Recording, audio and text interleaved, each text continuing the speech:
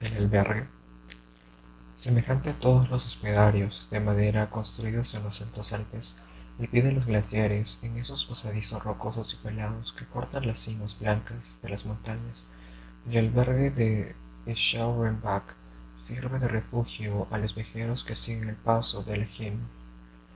Durante 6 meses permanece abierto, habitado por la familia de Jane Hauser. Después, en cuanto las nieves se amontonan, llenando el valle y haciendo impracticable la bajada al oeste, las mujeres, el padre y los 3 hijos se marchan y dejan al cuidado de la casa al viejo guía Gaspard Hahn, con el joven guía Ulrich Kunze y Sam, un gran perro de montaña. Los dos hombres y el animal se quedan hasta la primavera en aquella cárcel de nieve, teniendo ante los ojos solamente la inmensa y blanca pendiente del Balmor, rodeados de cumbres pálidas y brillantes, encerrados, bloqueados, sepultados bajo la nieve que asciende a su alrededor, envuelve, abraza, aplasta la casita, se acumula en el tejado, llega a las ventanas y tapia la puerta. Era el día en que la familia Hauser iba a volver a Norwich, pues el invierno se acercaba y la bajada se volvía peligrosa. 3 mulos partieron delante y cargados de ropas y enseres y guiados por los 3 hijos. Después de la madre, Jenner Hauser y su hija Lothar subieron a un cuarto mulo y se pusieron en camino a Suez. El padre les seguía acompañado por los 2 guardas, que debían escoltar a la familia hasta lo alto de la pendiente. Rodearon primero el pequeño lago, helado ahora en el fondo del gran hueco de rocas que se extiende ante el albergue, y después siguieron por el valle, blanco como una sábana y dominado por los lados por cumbres nevadas. El sol inundaba aquel desierto blanco, resplandeciente y helado, lo iluminaba con llamas cegadoras y frías. Ninguna vida aparecía en aquel océano de montañas, ningún movimiento en aquella desmesurada soledad, ningún ruido turbaba su profundo silencio. Poco a poco, Ulrich Kunze, el guía joven, un suizo muy alto de largas piernas, dejó atrás al padre Hauser y al viejo Gaspard Hahn al alcanzar el mulo que llevaba a las 2 mujeres. La más joven lo veía llegar, parecía llamarlo con los ojos tristes. Era una campesinita rubia, cuyas mejillas lechosas y cuyos cabellos pálidos parecían descoloridos por las largas estancias entre los hielos. Cuando hubo alcanzado al animal que la llevaba, pasó la mano en la grupa y aflojó el paso. La señora Hauser empezó a hablarle, enumerando con infinitos detalles todas las recomendaciones para la invernada. Era la primera vez que él se quedaba allá arriba, mientras que el viejo Han ya había pasado 14 inviernos bajo la nieve en el albergue de Schwanwick. Ulrich Kunze escuchaba sin tener pinta de entender y miraba sin cesar a la joven. De vez en cuando respondía, sí, señora Hauser, pero su pensamiento parecía lejos y su rostro tranquilo seguía impasible. Llegaron al lago de Dow, cuya gran superficie helada se extendía muy lisa al fondo del valle. A la derecha, el Downbenhorn mostraba sus peñascos negros cortados a picos cerca de las enormes morrenas del glaciar de London que dominaba el Wildstrubel. Cuando se acercaron al puerto de la Gemma, donde comienza la bajada hacia el oeste, descubrieron que de repente el inmenso horizonte de los Alpes del Valais, de los que se separaba el profundo y ancho valle del Ródano, había a lo lejos cumbres blancas sin cuento, desiguales, achatadas o picudas y brillantes bajo el sol, y Miscabel, con sus 2 cuernos, el poderoso macizo del Wissenhorn, el pesado Brunnerberg, la alta y temible pirámide del Cervino, asesino de hombres, y la Dent Blanc, esa monstruosa coqueta. Después, debajo de ellos, en un agujero inmenso, el fondo de un abismo espantoso, divisaron Loech, cuyas casas parecían granos de arena arrojados de esa hendidura enorme que limita y cierra la lengua, que se abre allá al fondo, sobre el Ródano. El mulo se detuvo al borde del sendero que avanza, serpenteando con incesantes vueltas y vueltas, fantástico y maravilloso, a lo largo de la montaña recta, hasta la alduela casi invisible a sus pies. Las mujeres desmontaron en la nieve. Los 2 viejos se habían reunido con ellos. Vamos, dijo el viejo Hauser, adiós y ánimo. amigos míos, hasta el año próximo. El viejo Ham repitió, hasta el año próximo. Se besaron. Después la señora Hauser, a su vez, les ofreció las mejillas y el joven hizo otro tanto. Cuando le llegó el turno a Ulrich Kunsi, murmuró al oído de Luis: «No se olvide de los de aquí arriba». Ella respondió un no, tan bajo que él lo adivinó sin oírlo. «Vamos, adiós», repitió Jane Hauser, «a seguir bien». Y pasando ante las mujeres empezó a bajar. Pronto desaparecieron los tres por el primer recodo del camino, y los dos hombres regresaron hacia el albergue de Schaurenbach. Marchaban lentamente, uno junto a otro, sin hablar. Se había acabado, se quedarán solos, frente a frente, 4 o 5 meses. Después, Gaspar Ham empezó a contar su vida durante el invierno pasado. Se había quedado con Michael Cannon, demasiado anciano ahora para volver a hacerlo, pues durante la prolongada soledad puede ocurrir cualquier accidente. No se habían ocurrido. Con los demás, todo estribaba en resignarse desde el primer día, y se acababa por inventar distracciones, juegos, muchos pasatiempos. Ulrich Kunsi lo escuchaba, los ojos bajos, siguiendo con el pensamiento a los que bajaban hacia el pueblo por todas las inundaciones de la Gemma. Pronto divisaron el verde, apenas visible, tan pequeño, un punto negro al pie de la monstruosa de nieve. Cuando abrieron, Sam, el gran perro rizoso, empezó a brincar en torno a ellos. «Vamos, hijo», dijo el viejo Gaspard. «Ya no tenemos mujeres ahora, hay que hacer la cena. Monda patatas». Y los dos, sentándose en taburetes de madera, empezaron a preparar la sopa. La mañana del siguiente día le pareció larga a Ulrich Kunsi.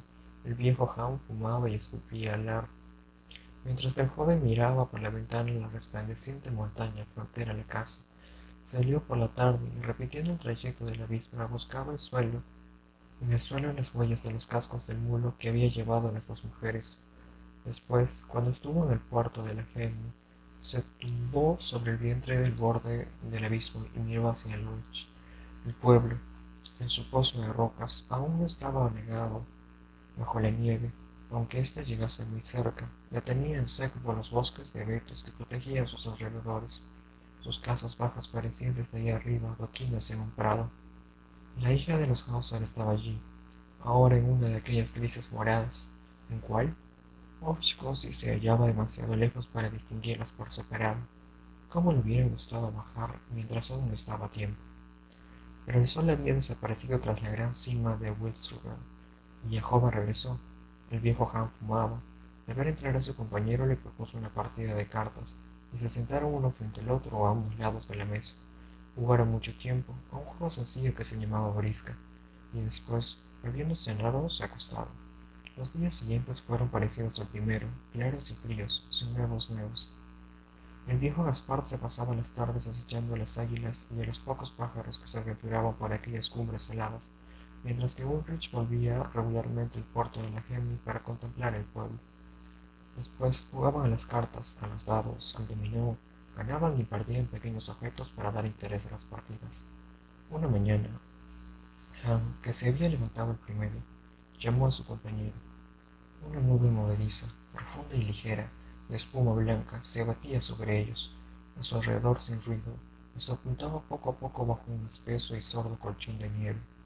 Duró 4 días y 4 noches. Hubo que despejar la puerta y las ventanas, cavar un pasillo y tallar peldaños para escalar aquel polvo helado que de 12 horas de escarcha había vuelto más duro que el granito de las morrenas.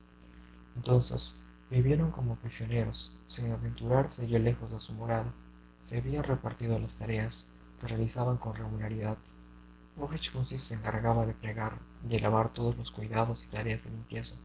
También era el que partía la leña, mientras que Gaspard aún cocinaba y mantenía el fuego. Sus quehaceres, regulares y monótonos, eran interrumpidos por largas partidas de cartas o dados.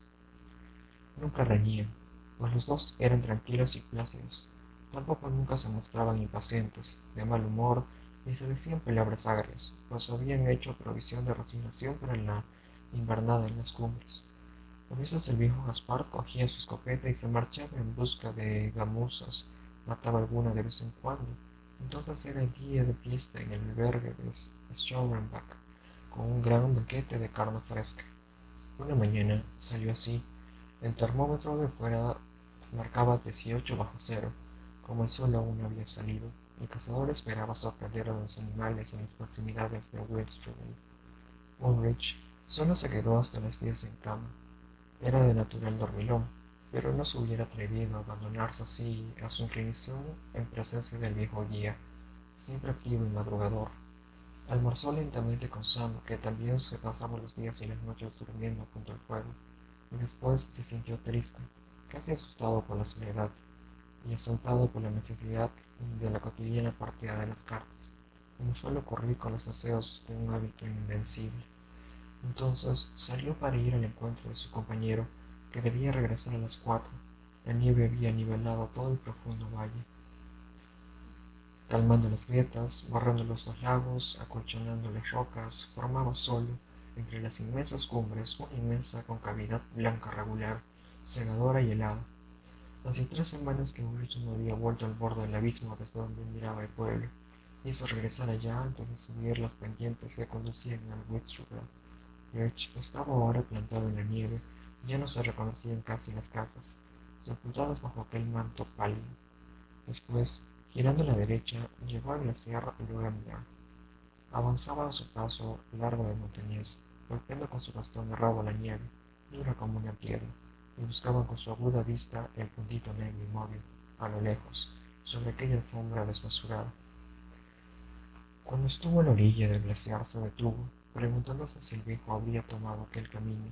Después se puso a bordear las morrenas con pasos más rápidos e inquietos.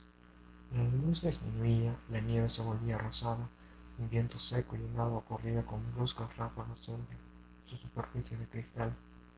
Ulrich lanzó una llamada aguda, vibrante, prolongada. La voz se perdió en el silencio de muerte en el que dormían las montañas. Corrió a lo lejos, sobre las olas inmóviles y profundas de espuma glacial, y un grito de pájaro sobre las olas del mar. Después se extinguió, sin que nada me respondiese. Reanudó la marcha, el sol se había hundido. Allá abajo, tras las cimas de los reflejos del cielo teñían de púrpura aún, pero las profundidades del valle se estaban poniendo grises, y el joven tuvo miedo de repente. Le pareció que el silencio, el frío, la soledad, la muerte invernal de aquellos montes entraban en él, iban a detener y llenar su sangre, a entumecer sus miembros, a convertirlo en un ser inmóvil y helado, y echó a correr, huyendo hacia la casa. El hijo pensaba, había regresado durante su ausencia, había tomado otro camino, estaría sentado en la amor de la lumbre, con una gamuza muerta a sus pies. Pronto divisó el albergue, no salía mucho humo. Bueno, ninguno. Ulrich corrió más deprisa, abrió la puerta. Sam se abalanzó a hacer las fiestas, pero Gaspar Ham no había regresado. Asustado, Poe se giró sobre sí mismo, como si hubiera esperado descubrir a su compañero escondido en un rincón. Después encendió el fuego y preparó la sopa, esperando siempre ver aparecer al anciano. De vez en cuando salía para ver si llegaba. Había caído la noche, la amarillenta noche de las montañas, la pálida noche, la lívida noche que iluminaría al borde del horizonte una media luna amarilla, y fin a punto de ocultarse tras las cumbres. Después el joven volvió a entrar, se sentaba, se calentaba los pies y las manos, imaginando todos los posibles accidentes. Gaspard había podido romperse una pierna, caer en un hoyo, dar un paso en falso que le había torcido el tobillo, y permanecía tendido en la nieve, presa del frío, entumecido, angustiado y perdido, quizá pidiendo auxilio, llamando con toda la fuerza de sus pulmones en el silencio de la noche. ¿Pero dónde? La montaña era tan vasta, tan dura, tan peligrosa en las cercanías, sobre todo en esta estación, que habrían sido precisos 10 o 20 días y caminar durante 8 días en todas las direcciones para encontrar a un hombre en aquella inmensidad. Ulrich, sin embargo, se decidió a salir con Sam si Gaspar no había vuelto entre la medianoche y la 1 de la madrugada, e hizo sus preparativos.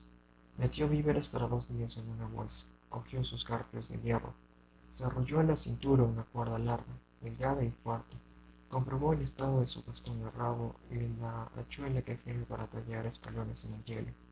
Después esperó. El fuego ardía en la chimenea. El gran perro roncaba bajo la claridad de la llama. El reloj palpitaba como un corazón con los golpes regulares en su caja de madera sonora. Esperaba, y la oreja aguzada en los ruidos lejanos, estremeciéndose cuando el leve viento rozaba el tejano y los muros. Sonó la medianoche. Él se estremeció. Después, como se notaba tembloroso y acobardado, puso agua al fuego, con el fin de tomar un café muy caliente antes de ponerse en camino. Cuando el reloj dio la una, se levantó, despertó a Sam, abrió la puerta y echó a andar en dirección a Westerville. Durante 5 horas trepó escalando las rocas con ayuda de los garfios, cortando el hielo, avanzando siempre y a veces izando, con la cuerda, el perro que se había quedado al pie de una escarpada dura demasiado abrupta. Eran cerca de las 6 cuando llegó a una de las cumbres donde el viejo Gaspar solía ir en busca de gamuzas. Esperó a que amaneciera. El cielo palidecía sobre su cabeza y de pronto un extraño resplandor macizo, no se sabe de dónde, iluminó bruscamente el inmenso océano de las pálidas cimas que se extendían en 100 leguas a la redonda. Hubieras dicho que aquella vaga claridad brotaba de la propia nieve para difundirse por el espacio. Poco a poco las más altas cumbres lejanas se volvieron todas de una rosa tierna como la carne, y el rojo del sol pareció traspasados gigantes de los Alpes berneses. Ulrich Kunze reanudó su camino. Marchaba como un cazador, inclinado, rastreando huellas, diciéndole al perro: busca, pequeño, busca.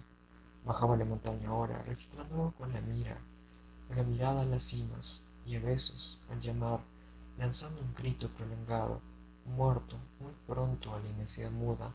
Entonces pegaba la oreja al suelo para escuchar, creía percibir una voz, echaba a correr, llamaba de nuevo, no oía ya nada y se sentaba, agotado, desesperado.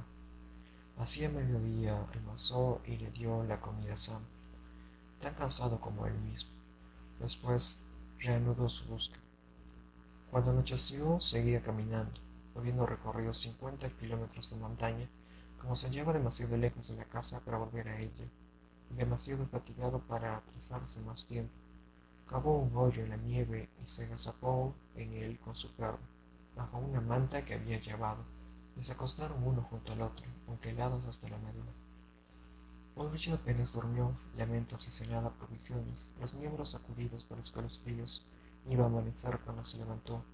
Tenía las piernas rígidas como barras de hierro, el alma tan débil que casi gritaba de angustia, corazón tan palpitante que casi se desplomaba de emoción cuando creía oír el menor ruido. Pensó de pronto que también él se iba a morir de frío en aquella soledad. El espanto de aquella muerte, fatigando su energía, despertó su vigor.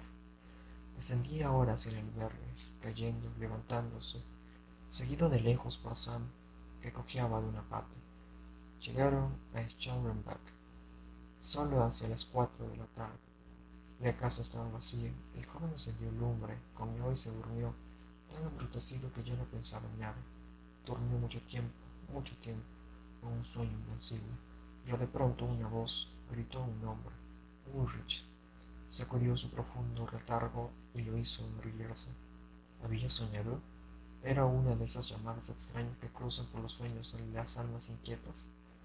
No, lo oía aún, aquel grito vibrante, metido en sus tímpanos y que seguía su carne hasta la punta de los dedos. Si había gritado, habían llamado. Ulrich. Alguien estaba allí, cerca de la casa. No cabía en dudas. Abrió la puerta y chilló: ¿Eres tú, Gaspard? Con todo el poder de sus pulmones. Nada respondió, ni el menor sonido, ni el menor murmullo, ni el menor gemido. Nada. Era de noche, la nieve estaba descolorida, se había levantado viento, ese viento helado donde arroja las piedras y no deja nada vivo en aquellas alturas, abandonados. Pasaba con ráfagas bruscas más avasadoras y mortales que el viento de fuego del desierto. Oli gritó de nuevo: Gaspard, Gaspard. Después esperó. Todo seguía mudo en la montaña. Entonces el espanto le sacudió hasta los huesos. De un salto entró en el albergue, cerró la puerta y corrió a los cerrojos. Después cayó tiritando en una silla, seguro de que su camarada acababa de llamarlo en el momento en que entregaba su espíritu. De eso estaba seguro, como se está seguro de vivir o de comer pan.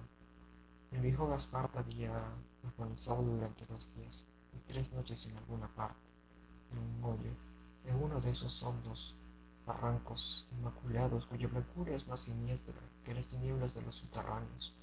Había agonizado durante 2 días y 3 noches y acababa de morir ahora mismo pensando en su compañero, y su alma, apenas libre, había volado hacia el albergue donde dormía Ulrich y lo había llamado con la virtud misteriosa y terrible que tienen las almas de los muertos para hostigar a los vivos. Había gritado, esa alma sin voz, dentro del alma abrumada del durmiente. Había gritado su postrero adiós, o su reproche, o su maldición al hombre que no había buscado lo bastante. Ulrich lo sentía allí, muy cerca, detrás del muro, detrás de la puerta que acababa de cerrar. Me rodeaba, como un ave nocturna que roza con sus plumas una ventana iluminada. El joven enloquecido estaba a punto de gritar de horror. Quería huir, no se atrevía a salir, no se atrevía ni se atrevería ya en adelante, pues el fantasma se quedaría allí, día y noche, alrededor del albergue, mientras el cuerpo del viejo Guy no fuera hallado y depositado en la tierra bendita de un cementerio. Llegó el día y Kun se recobró parte de su seguridad con el brillante retorno del sol. Preparó su comida, hizo la del perro y después se quedó en una silla, inmóvil, el corazón torturado, pensando en el viejo tendido en la nieve. Después, en cuanto la noche cubrió la montaña, nuevos terrores lo asaltaron. Caminaba ahora por la cocina oscura, apenas iluminada por las llamadas de una candela. Caminaba de un extremo a otro de la pieza, a grandes pasos, escuchando por sí el grito espantoso de la otra noche. Iba a cruzar de nuevo el lóbrego silencio del exterior. Se sentía solo, el desdichado, solo como ningún hombre había estado jamás. Estaba solo en aquel inmenso desierto de nieve, solo a 2000 metros sobre la tierra habitada, sobre las casas humanas, sobre la vida que se agita, huye y palpita, solo en el cielo helado. Me atenazaban unas ganas locas de escapar a cualquier sitio, de cualquier manera, de bajar al lecho arrojándose al abismo, pero ni siquiera se atrevía a abrir la puerta, seguro que el otro, el muerto, le cerraría el camino para no quedarse también solo allá arriba. Hacia medianoche, harto de caminar, abrumado de angustia y de miedo, se amordó por fin en una silla, pues temía la cama como se teme un lugar frecuentado por aparecidos.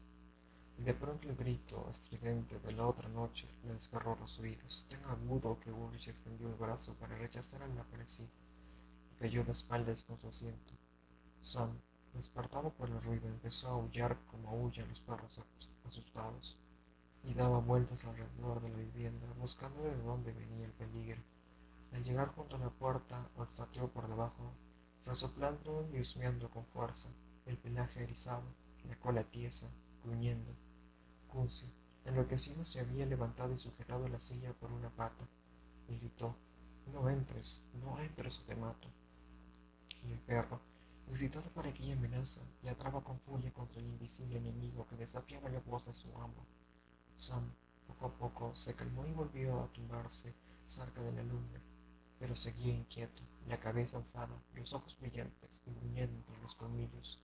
Ulrich, a su vez, recobró los sentidos, pero como se sentía desfallecer de terror, fue a buscar una botella de aguardiente al alacén y tomó uno tras otro, varios vasos. Sus ideas se volvían vagas, su valor se afirmaba, una fiebre de fuego se deslizaba por sus venas. Casi no comió al día siguiente, limitándose a beber alcohol, y durante varios días seguidos vivió así, borracho como una cuba. En cuanto volvía el pensamiento de Gaspar Clan, empezaba a leer hasta el instante en que caía al suelo, abatido por la embriaguez, y allí se quedaba de bruces, borracho perdido, con los miembros rotos, roncando, la frente en el suelo, pero apenas había digerido el líquido enloquecedor y ardiente. El grito, siempre el mismo de Ulrich, lo despertaba como una bala que le perforase el cráneo, y se ría tambaleándose aún, extendiendo las manos para no caer, llamando a Sam en su auxilio. El perro, que parecía volverse loco como su amo, se precipitaba a la puerta, le arañaba con las patas, lo roía con sus largos dientes blancos, mientras el joven, el cuello hacia atrás, la cabeza alzada, sorbía grandes tragos como si fuera agua fresca tras una carrera, el aguardiente que enseguida adormecería de nuevo su mente y su recuerdo y su pavoroso terror. En 3 semanas se bebió toda su poción de alcohol, pero aquella borrachera continuó, no hacían sino adormecer su espanto, que se despertó con mayor furia, cuando fue imposible calmarlo. Entonces la idea fija, exasperada por un mes de embriaguez y creciendo sin cesar en la total soledad, penetraba en él a la manera de una barrera. Caminaba ahora por su morada como un animal enjaulado, pegando la oreja a la puerta para escuchar si el otro estaba allí y desafiándolo a través de los muros. Después, cuando se adormilaba, vencido por la fatiga, oía la voz que le hacía ponerse en pie de un salto. Por fin, una noche, semejante a un cobarde, sacado de sus casillas, se precipitó hacia la puerta y la abrió para ver al que lo llamaba y para obligarlo a callarse. Recibió en pleno rostro un soplo de aire frío que lo heló hasta los huesos y volvió a cerrar la hoja y corrió los cerrojos, sin fijarse en que Sam se había lanzado al exterior. Después, temblando, arrojó leña al fuego y se sentó ante él para calentarse, pero de pronto se estremeció. Alguien arañaba el muro llorando. Gritó enloquecido: «Vete», le respondió una queja, larga y dolorosa. Entonces todo lo que le quedaba de razón fue arrastrado por el terror. Lo repetía «vete», girando sobre sí mismo para encontrar un rincón donde ocultarse. El otro, sin dejar de llorar, pasaba a lo largo de la casa, frotándose contra el muro. Ulrich se lanzó hacia el aparador de roble lleno de vajilla y provisiones, y levantándolo con una fuerza sobrehumana, lo arrastró hasta la puerta para defenderse como una barricada. Después, amontonando unos sobre otros todo lo que le quedaba de muebles, los colchones, los jargones, las sillas, tapó la ventana como se hace cuando el enemigo lo sitio. El de fuera lanzaba ahora grandes gemidos lúgubres, a los que el joven empezó a responder con gemidos similares, y transcurrieron días y noches sin que cesaran de aullar uno y otro. El uno giraba sin cesar en torno a la casa y clavaba sus uñas en las paredes con tanta fuerza que parecía querer derribarlos. El otro, dentro, seguía todos sus movimientos, encorvado, y la oreja pegaba a la piedra y respondía a todas sus llamadas con espantosos gritos. Una noche, Ulrich no oyó ya nada, y se sentó tan destrozado por el cansancio que se durmió al punto. Se despertó sin un recuerdo, sin una idea, como si toda la cabeza se le hubiera vaciado durante aquel sueño agotador. Tenía hambre, comió, el invierno había acabado, el paso de la gente volvía a ser practicable, y la familia Hauser se puso en camino para regresar a su albergue. En cuanto llegaron a lo alto de la cuesta, las mujeres se encaramaron al mulo y hablaron de los dos hombres a quienes iban a ver enseguida. Les extrañaba que uno de ellos no hubiera bajado unos días antes, y cuando el camino se había vuelto transitable para dar noticias de la larga invernada. Por fin divisaron el albergue, todavía cubierto y acolchonado de nieve. La puerta y la ventana estaban cerradas. Un poco de humo salía por el tejado, lo cual tranquilizó al viejo House. Pero al acercarse el uso individual, un esqueleto de animal descuartizado por las águilas, un gran esqueleto tendido sobre un costado. Todos lo examinaron. «Debe ser Sam», dijo la madre, y llamó: Gaspar». Un grito respondió en el interior, un grito agudo, el suyo de bicho lanzado por un animal. El viejo House repitió: Gaspar». Otro grito semejante al primero se disparó. Entonces los 3 hombres, el padre y los 2 hijos, trataron de abrir la puerta. Resistió, cogieron el estado de vacío una larga piedra para hacerla con abierta, y la lanzaron